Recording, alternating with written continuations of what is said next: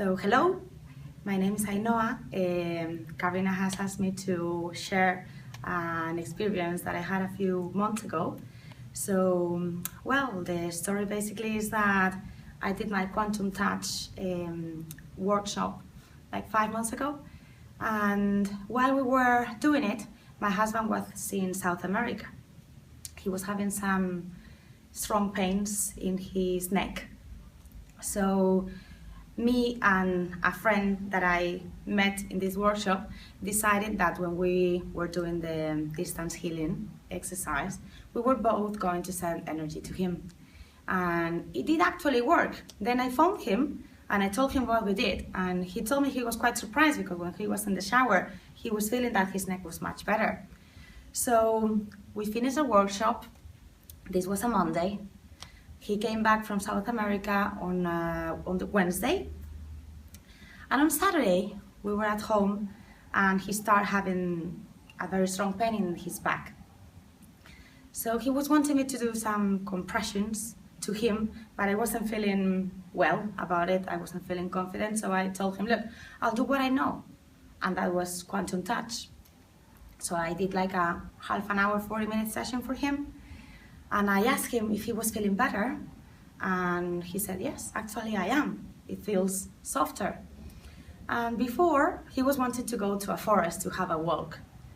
And I asked him, do you still want to go to that forest? Because, you know, you just came from this long travel. We don't really need to. We can go next weekend.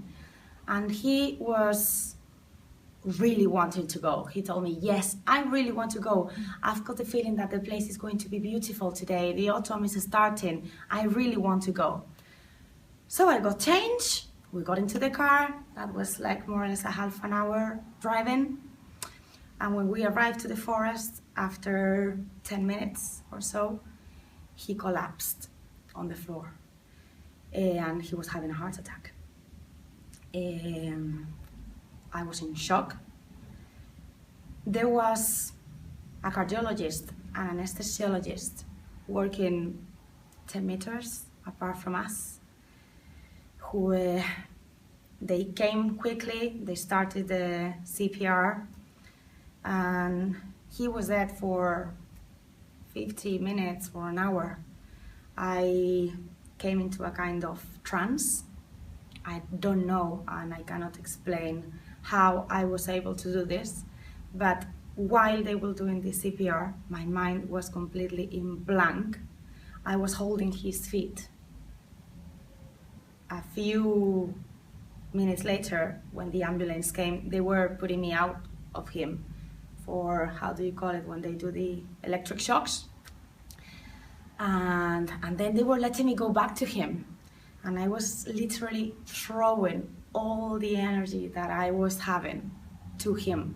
The only thing I could think about was, come back now. And I keep breathing. One of the only things I can remember is that if I wasn't keeping that 4-4 breathing, probably I would have gone to the floor too. So I was still there. And after what I said, almost an hour, 50 minutes, he came back. He came back, they drive him to the hospital. He had a second fit. The chief of cardiology was there for him. He wasn't supposed to be that day in the hospital, and he was there. Then he was in an inducted coma for a few days. They were telling me they didn't know how he was going to come back. While he was in the intensive care unit, I was doing a lot of quantum touch for him. I was asking the nurses, please just let me be here. I won't disturb you. Just let me have my hand on him, his feet, his hand. I don't mind. And they were really, really lovely. And that's what I did. I spent a lot of time there trying to keep my mind in blank and just saying, universe, do whatever you have to do. And he woke up. He woke up 100% fine. His heart was okay. Obviously he was in a very big pain because all his ribs were broken, but that was the less important thing. His head, his brain everything was fine. All his functions went fine. And in fact, just a few weeks ago, he had a MRI scan, and they gave us the results. And they told us that they cannot see any evidence of anything that has happened in that heart. It's like a normal heart. They told him he can run a marathon in a few months if he just trains. He just needs to train, but he's absolutely a healthy man. So, as I was telling to Karina before, every morning I keep waking up and saying, whatever is up there, quantum touch, thank you. Thank you, because you keep thinking about it and you say, is it a casualty? But I think that even if you organize it, I mean, we were in the middle of the forest. And that man was just there. I mean, how? Obviously, I keep thinking that quantum touch pushed him to the perfect place for him to be. And he was having everything he needed on the moment he needed. So the hospital said it was a miracle? Yeah, they did.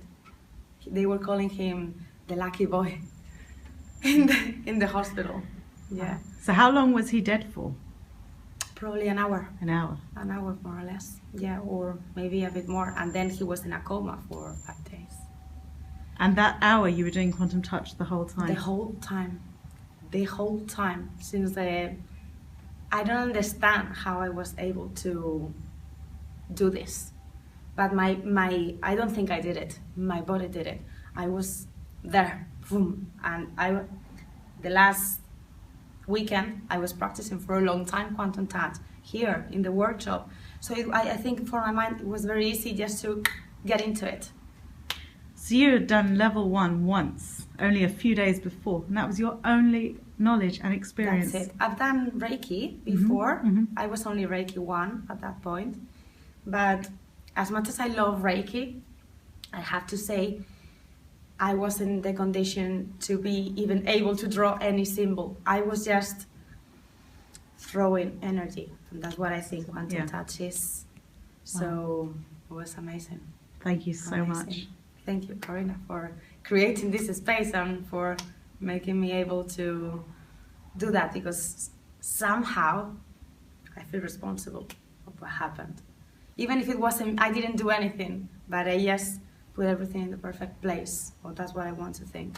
Or whoever did it, I don't mind. But the most important thing is that it happened, and he's here, and he's fine. Amazing. Thank you. Thank you.